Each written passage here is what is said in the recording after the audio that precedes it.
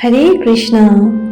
আমাৰ সকলোৰে জ্ঞাত যে অহাকালিলৈ অৰ্থাৎ 17 মে' 2026 দেওবাৰৰ পৰা অতি পবিত্ৰ অতি কল্যাণকাৰী পুৰুষোত্তম মাহৰ আৰম্ভ হ'ব আৰু অন্ত পৰিব 15 জুন তাৰিখে। সেইবাবে আজি আমি এই অতি পবিত্ৰ পুৰুষোত্তম মাহৰ বিষয়ে কিছুমান কথা সংক্ষিপ্ততে আলোচনা কৰিম। পুৰুষোত্তম মাহক অধিক মাহ অথবা মলমাহ বুলিও কোৱা হয়। অৱশ্যে মলমাহ বুলি ইয়াক পূৰ্বতেহে কোৱা হৈছিল, এতিয়া কিন্তু কোৱা নহয়। কিন্তু এই কথা ব্যক্ত কৰিবৰ বাবেহে ইয়াৰ উল্লেখ কৰা হয় যে কিদৰে যেতিয়া ভগৱান পুৰুষোত্তমৰ কাৰোবাৰ ওপৰত কৃপা হয়, তেতিয়া সেই ব্যক্তি মলৰ সদৃশ অযোগ্য হ'লেও ভগৱানৰ কৃপাত তেনে ব্যক্তিও যোগ্য, উত্তম অথবা শ্ৰেষ্ঠ হৈ পৰে। মহান মহাৰাজ কুলশেখৰে প্ৰাৰ্থনা জনাই পৰমেশ্বৰ ভগৱান শ্ৰীকৃষ্ণক পুৰুষোত্তম নামেৰে সম্বোধন কৰি অতি সুন্দৰভাৱে তুলনা কৰি কয় যে কিছুমান মানুহে এই সংসাৰৰ পুৰুষসকলৰ পূজা কৰে, সেৱা কৰে, আৰু তাৰ মাজতে অন্য কিছুমান মানুহো থাকে যিয়ে পৰম পুৰুষোত্তম ভগৱান শ্ৰীকৃষ্ণৰ সেৱা কৰে। দুয়োবিধকে সেই সেৱাৰ ফলস্বৰূপে কিবা নহয় কিবা প্ৰাপ্তি হয়। সেয়া স্বাভাৱিক, যিহেতু প্ৰত্যেকটো সেৱাৰ কিবা নহয় কিবা অনুদান বা কিবা প্ৰতিদানটো থাকেই। কিন্তু আমি অলপ গভীৰভাৱে অধ্যয়ন কৰিলে দেখা পাওঁ যে এই সংসাৰৰ মানুহবোৰৰ বাবে যিমানেই দেহৰ ঘাম মাটিত পেলাই হাড় ভঙা পৰিশ্ৰম নকৰোঁ কিয়, তেওঁলোক অসন্তুষ্টই থাকে। নামমাত্ৰ কিবা ফল লাভ হয়, একেবাৰে লাভ নোহোৱা নহয়। কিন্তু ইয়াৰ বিপৰীতে কোনো ব্যক্তিয়ে পৰম পুৰুষোত্তম ভগৱান শ্ৰীকৃষ্ণৰ সেৱা কৰিলে, তেওঁৰ শৰণ গ্ৰহণ কৰিলে, সেই কৃপাময় ভগৱানে নিজৰ চিন্তামণি ধামত তেনে ব্যক্তিক স্থান প্ৰদান কৰে। সেইবাবে সেই পুৰুষোত্তম ভগৱান শ্ৰীকৃষ্ণৰেই এনে কৃপা প্ৰাপ্তিৰ এক সু অৱসৰ, এক মংগলময় সময় হৈছে পুৰুষোত্তম মাহ অৰ্থাৎ অধিক মাহ। শাস্ত্ৰত উল্লেখ আছে যে পুৰুষোত্তম মাহ সকলো মাহৰ ভিতৰতেই শ্ৰেষ্ঠ। সেয়া মাঘ মাহ, বহাগ অথবা কাতি মাহেই নহওক কিয়। ই ইমানেই শ্ৰেষ্ঠ যে স্বয়ং লক্ষ্মী দেৱীয়েও ইয়াৰ পালন কৰে, যিহেতু ইয়াৰ লাভেই হৈছে সিমান। নাৰদ মুনি, ব্ৰহ্মদেৱ তথা সকলো সাধু সন্তগণে অতি শ্ৰদ্ধা সহকাৰে ইয়াৰ পালন কৰে। দুৰ্বাসা মুনিয়ে কয় যে যি ব্যক্তিয়ে এই মাহত কোনো ব্ৰত পালন কৰে, তেওঁৰ সমস্ত কুকৰ্মৰ ফল ভস্ম হৈ পৰে তথা সেই ব্যক্তিয়ে ৰাধা কৃষ্ণৰ সেৱা ভক্তি প্ৰাপ্তি কৰে। আধ্যাত্মিক উন্নতিৰ বাবে এয়া হৈছে সৰ্বোত্তম মাহ। এই মাহত কোনো পবিত্ৰ ধামত গৈ তাত স্নান কৰাৰ অদ্ভুত মহিমা আছে। স্বয়ং ভগৱান শ্ৰীকৃষ্ণই ইয়াৰ মাহাত্ম্যৰ বিষয়ে কয় যে শাস্ত্ৰত যিমানবোৰ দান, পুণ্য, তপ ইত্যাদিৰ বিষয়ে কোৱা হৈছে, এই সকলোবোৰ পুৰুষোত্তম মাহৰ ব্ৰতৰ ওচৰত তুচ্ছ হয়। বাল্মীকি মুনিয়ে এই বিষয়ে কয় যে পুৰুষোত্তম মাহত কৰা ব্ৰতৰ লাভ 100 অশ্বমেধ যজ্ঞ কৰাতকৈও অধিক শ্ৰেষ্ঠ। এই মাহৰ মহিমা 4 কুমাৰে, দুৰ্বাসা মুনিয়ে, বাল্মীকি মুনিয়ে ক'লে। নাৰদে নৰনাৰায়ণ ঋষিৰ পৰা শ্ৰৱণ কৰিলে আৰু নৈমিষাৰণ্যত সূত গোস্বামীয়ে ইয়াৰ মহিমা সকলো ঋষি মুনিক কৈ শুনালে। তথা স্বয়ং ভগৱান শ্ৰীকৃষ্ণয়ো এই মাহৰ মহিমা বৰ্ণনা কৰিছে। গতিকে এই মাহৰ মহিমা ইমানেই অধিক যে কম সময়ৰ ভিতৰতে ইয়াৰ মহিমা বৰ্ণনা কৰাটো অসম্ভৱ। সেইবাবে আজি আমি কিছুমান প্ৰশ্নৰ আধাৰত ইয়াৰ বিষয়ে অলপ আলোচনা কৰাৰ প্ৰয়াস কৰিছোঁ। প্ৰথম প্ৰশ্ন হৈছে যে অধিক মাহনো কি? তেন্তে ইয়াৰ উত্তৰ হৈছে এয়ে যে আমাৰ সনাতন বৈদিক সংস্কৃতিত কালৰ গণনা 2 ধৰণে কৰা হয়। এটা হয় চন্দ্ৰৰ গতিৰ অনুসৰি, যিটো কোৱা হয় চন্দ্ৰকাল গণনা, আৰু আনটো হৈছে সূৰ্যৰ গতিৰ অনুসৰি, যিটো কোৱা হয় সূৰ্যকাল গণনা। চন্দ্ৰকাল গণনাৰ অনুসৰি এটা বছৰ সম্পূৰ্ণ হয় 354 দিনত, আৰু সূৰ্যকাল গণনাৰ অনুসৰি এটা বছৰ সম্পূৰ্ণ হয় 365 দিনত। প্ৰত্যেকটো বছৰতে এই ব্যৱধান হৈ পৰে 11 দিনৰ, আৰু 3 বছৰত এই ব্যৱধান 33 দিনৰ হৈ পৰে। সেইবাবে এই ব্যৱধানৰ বাবে প্ৰায় প্ৰত্যেক 3 বছৰত এটা চন্দ্ৰমাহ প্ৰকট হৈ পৰে, যিটো অতিৰিক্ত হোৱা বাবে অধিক মাহৰ নাম দিয়া হ'ল। দ্বিতীয় প্ৰশ্ন হৈছে যে ই কেতিয়া সমাগত হয়?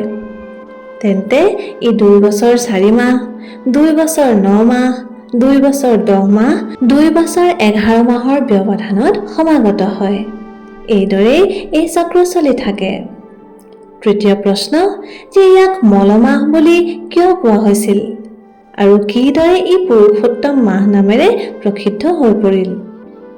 তেন্তে কথা আছিল এনেধৰণৰ যে সাধাৰণতে সূৰ্যই প্ৰত্যেক মাহতে এটা ৰাশিৰ পৰা আন এটা ভিন্ন ৰাশিত প্ৰৱেশ কৰে, যিটো আমি সংক্ৰান্তি বুলি কওঁ।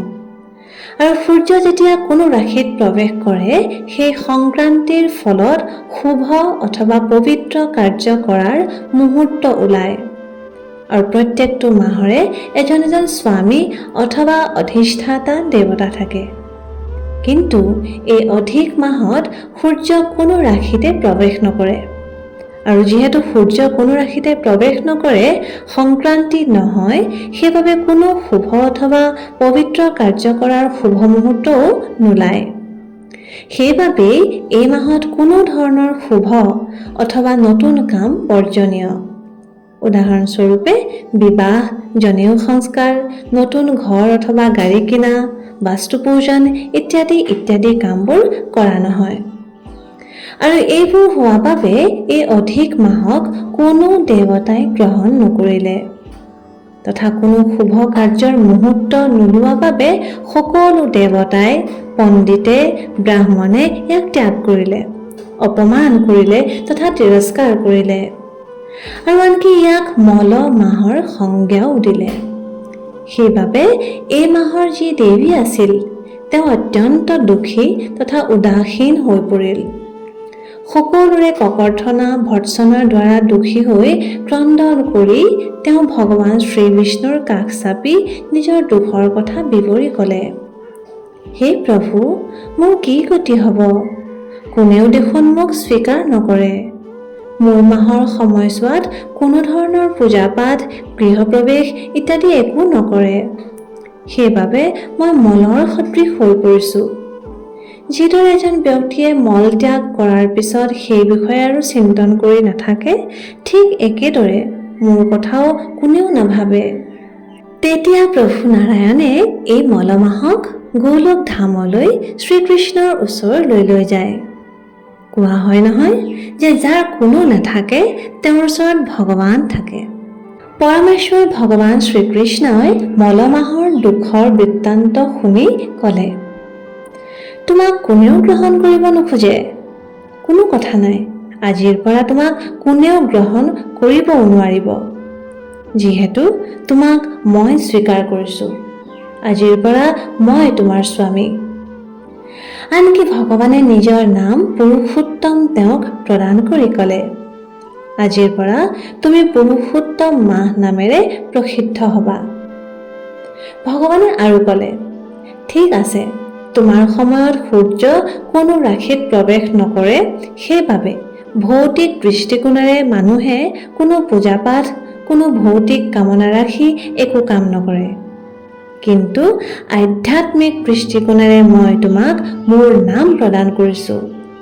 তোমাৰ মাহত যদি কোনো ব্যক্তিয়ে ভক্তিভাৱেৰে পূজা পাঠ, নাম জপ, ভাগৱত কথাৰ শ্ৰৱণ কৰে, সেই ব্যক্তি ভক্তিত বহু দূৰ আগবাঢ়িবলৈ সক্ষম হ'ব। আনকি কোনো ব্যক্তিয়ে যদি এই মাহত ভক্তি কৰ্ম কৰে, তেন্তে তেওঁ কাতি মাহতকৈও অধিক ফল প্ৰাপ্তি কৰিব। আৰু প্ৰভুৱে ক'লে, বৰদান প্ৰদান কৰাৰ যিমান শক্তি মোৰ আছে সেই সিমানেই শক্তি তোমাৰো থাকিব। আৰু যিয়ে তোমাক ত্যাগ কৰিছে, তোমাৰ নিন্দা কৰিছে, সেই সকলো তোমাৰ চৰণত আহি পৰিব আৰু তোমাৰ মহিমা জানি মোৰ ভক্তিত আগবাঢ়িবলৈ যি শক্তি লাগে সেয়া প্ৰাপ্তি কৰিব। আৰু এইদৰে ভগৱানে তেওঁক বৰদান প্ৰদান কৰি মহিমামণ্ডিত কৰি তুলিলে। এইদৰেই তেওঁৰ নাম হৈ পৰিল পুৰুষোত্তম মাহ। ইয়াৰ পৰাই আমি এই শিক্ষাই লাভ কৰোঁ যে আমাৰ জীৱনলৈ কেতিয়াবা কেতিয়াবা ৰিজেকশ্যন আহে, মানুহে আমাক বৰ্জন কৰিব, কিন্তু এটা কথা সদায় মনত ৰখা উচিত যে ভগৱানে আমাক কেতিয়াও ত্যাগ নকৰে। কৃষ্ণই আমাক সদায় গ্ৰহণ কৰিব, যিহেতু তেওঁ হৈছে আমাৰ সকলোৰে বাবে চিৰকালৰ শুভাকাংক্ষী। তথা কোনো কোনো মহান আচাৰ্যই ইয়াক মলমাহ তথা অধিক মাহ বুলি কোৱাৰ বিষয়ে ইয়াৰ সাংকেতিক অৰ্থও কৈছে যে হৃদয়ৰ মল অথবা মলিনতাক স্বচ্ছ কৰাৰ, পাপক ধোৱাৰ যি সৰ্বোত্তম সময় সেয়া হৈছে অধিক মাহ। সেয়ে ইয়াক কোৱা হয় মলমাহ। আৰু অধিক মাহ বুলি কোৱাৰ অৰ্থ হৈছে সবাতোকৈ অধিক বৰদান প্ৰদান কৰাৰ শক্তি যদি কাৰোবাৰ আছে তেন্তে সেয়া হৈছে পুৰুষোত্তম মাহৰ। সেইবাবে ইয়াক অধিক মাহ বুলি কোৱা হয়। সেইবাবে এনেদৰেও কোনো কোনো মহান আচাৰ্যই এই মাহৰ গুণগান কৰে, মাহাত্ম্য কয়। এতিয়া পৰৱৰ্তী প্ৰশ্ন হৈছে, এনে কোনো উদাহৰণ আছে নেকি যে ইয়াক মানিলে অথবা নামানিলে কি গতি হয়? তেন্তে উত্তৰ হৈছে হয়, আছে। সংক্ষেপতে ক'বলৈ গ'লে যেতিয়া পাণ্ডৱগণ বনবাসৰ সময়ত কাম্যবনত আছিল তেতিয়া ভগৱান শ্ৰীকৃষ্ণই এবাৰ সাক্ষাৎ কৰিবলৈ আহোঁতে তেওঁৰ মহান ভক্তগণৰ সেই দুখময় কষ্টময় অৱস্থা দেখি হৃদয়ত দয়া উপজে। সেই তেতিয়াই পৰমেশ্বৰ ভগৱান শ্ৰীকৃষ্ণই পাণ্ডৱসকলক পুৰুষোত্তম মাহৰ মহিমাৰ কথা ক'লে। দৰাচলতে যুধিষ্ঠিৰ মহাৰাজে ভগৱান শ্ৰীকৃষ্ণক জিজ্ঞাসা কৰে যে হে প্ৰভু, কিন্তু পুৰুষোত্তম মাহৰ এই কথাৰ সৈতে আমাৰ কষ্টৰনো সম্বন্ধ কি? ইয়াৰ উত্তৰত ভগৱান শ্ৰীকৃষ্ণই দ্ৰৌপদীৰ পূৰ্বজন্মৰ আৰু এটা কাহিনী ক'লে। তেওঁ ক'লে, বহু বছৰ পূৰ্বে এই পৃথিৱীত মেধৱী নামৰ এজন ব্ৰাহ্মণে বাস কৰিছিল। এই ব্ৰাহ্মণজন ভগৱানৰ খুব নিষ্ঠাৱান ভক্ত আছিল।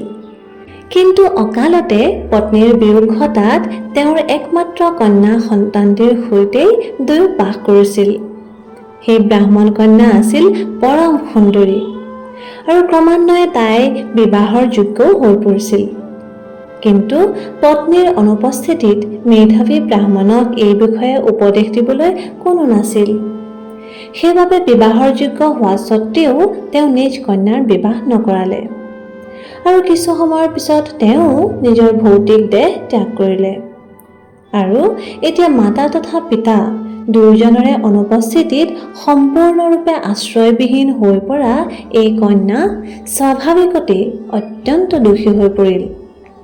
সেই দুখৰ সময়তে মেধাৱী ব্ৰাহ্মণৰ খুব ভাল বন্ধু দুৰ্বাসা মুনি আহি সেইখিনিত উপস্থিত হোৱাত তাই অত্যন্ত আদৰ সৎকাৰ কৰি দুৰ্বাসা মুনিৰ স্বাগত কৰি নিজৰ নিঃসহায় পৰিস্থিতিৰ বিষয়ে ক'লে।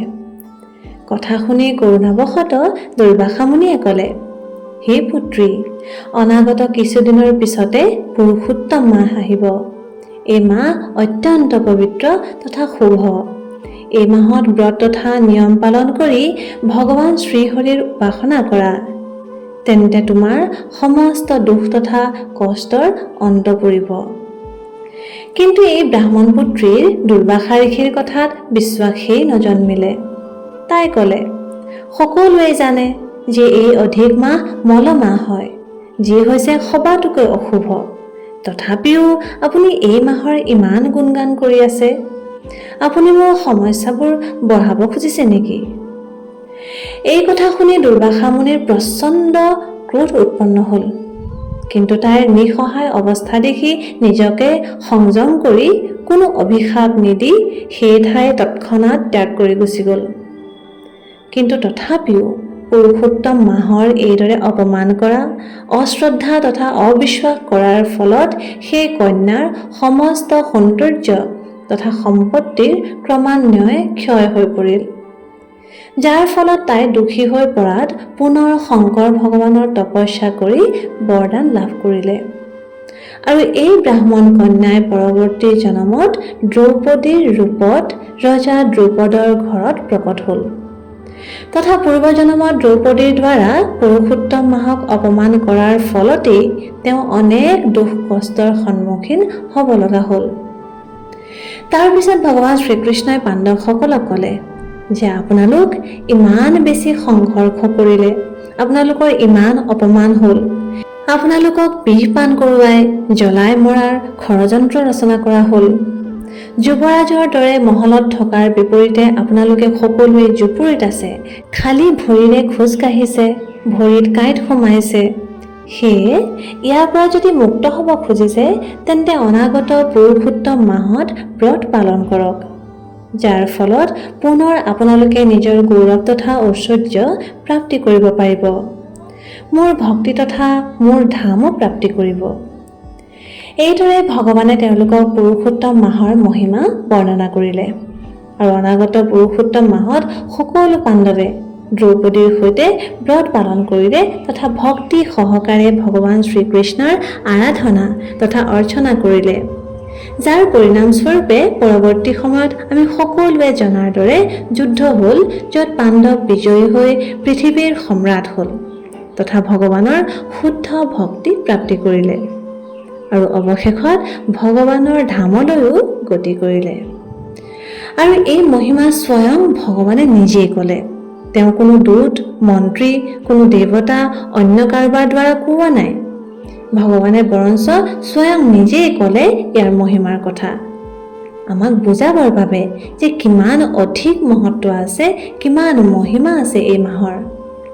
যিদৰে ভগৱদ গীতা, ভাগৱতৰ উদ্ধৱ গীতা, যিহেতু যি অত্যন্ত মহত্বপূৰ্ণ হয় তাৰ উপদেশ স্বয়ং ভগৱানে প্ৰদান কৰে, ঠিক সেইদৰে পুৰুষোত্তম মাহৰ ব্ৰতৰ বিষয়েও ভগৱানে নিজেই কৈছে কিমান মহত্ব আছে এই মাহৰ। আৰু এতিয়া শেষৰ প্ৰশ্নটো হৈছে যে এইটো ইমান মহিমামণ্ডিত মাহটোত আমি কি ব্ৰত কৰোঁ আৰু কেনেকৈ কৰোঁ?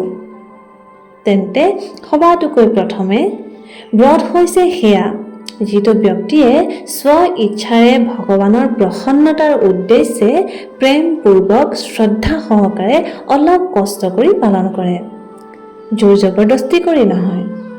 যিহেতু স্ব ইচ্ছাৰে প্ৰসন্নতাৰে কষ্ট সহ্য নকৰিলে আমাৰ সমস্ত ধ্যান সেই কষ্টতে নিহিত হৈ থাকে, ভক্তিত নহয়।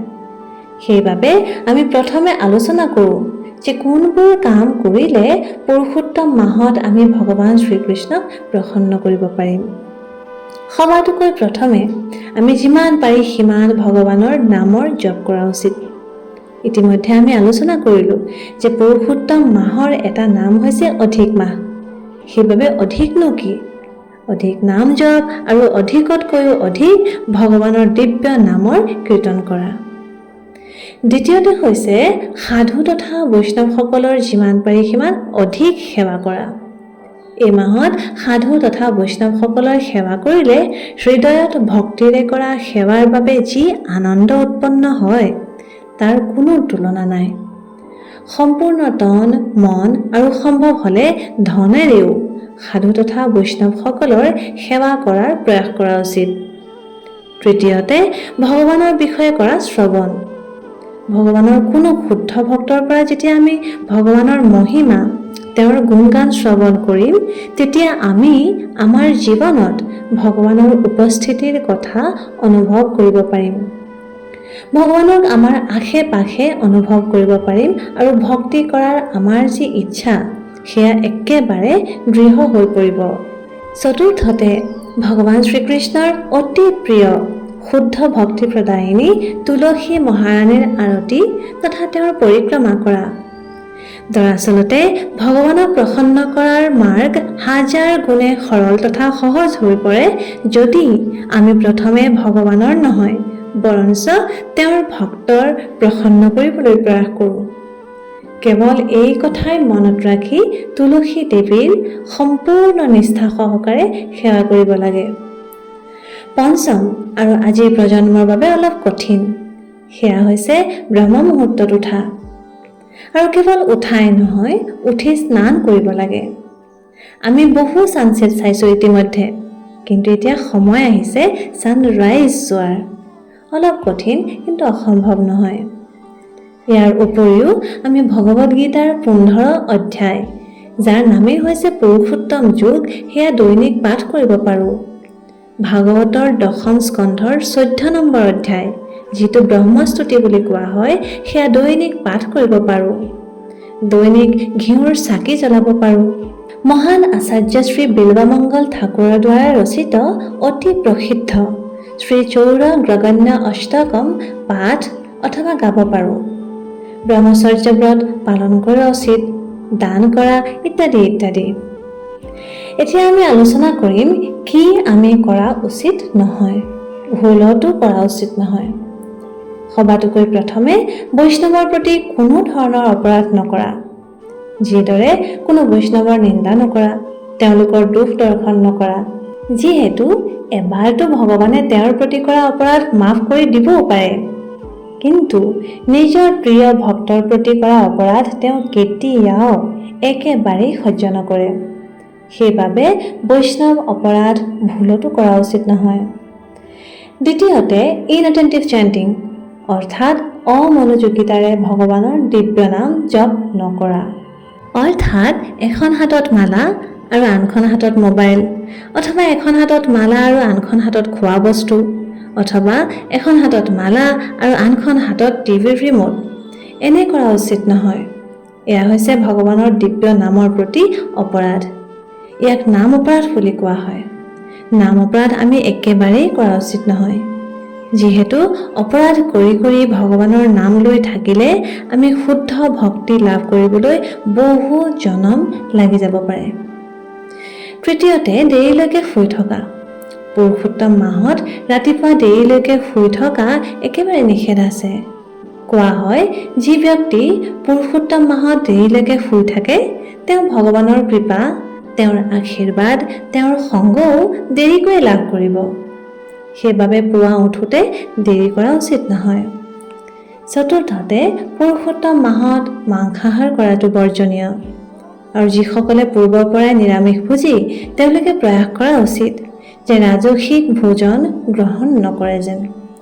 শুদ্ধ সাত্বিক ভোজন ভগৱানক ভোগ নিবেদন কৰি গ্ৰহণ কৰা উচিত। অলপমান তপস্যা হয়, কিন্তু ইয়াৰ ফল অসীম। পঞ্চমতে ক্ৰোধ অথবা খঙৰ পৰা বাচি থকা। দৰাচলতে এয়া ব্ৰহ্ম মুহূৰ্তত উঠাতকৈও কঠিন হয়, কিন্তু কৰিবতো লাগিবই।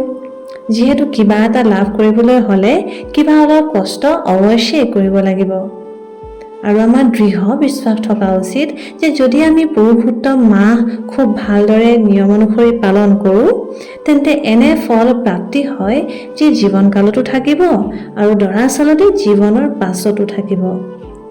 এই সকলোবোৰ কৰাটো অনিবাৰ্য নহয়, তথাপি সামৰ্থ্য অনুযায়ী যিমান কৰিব পাৰোঁ, 1টা, 2টা, 3টা, 5টা, নিজৰ শ্ৰদ্ধা তথা সামৰ্থ্য অনুসৰি সম্পূৰ্ণ সতৰ্কতাৰে সেয়া আমি কৰা উচিত।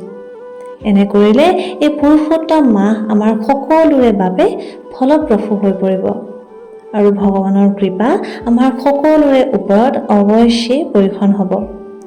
আপোনালোকৰ সকলোকে পুৰুষোত্তম মাহৰ অশেষ শুভেচ্ছা জ্ঞাপন কৰিছোঁ।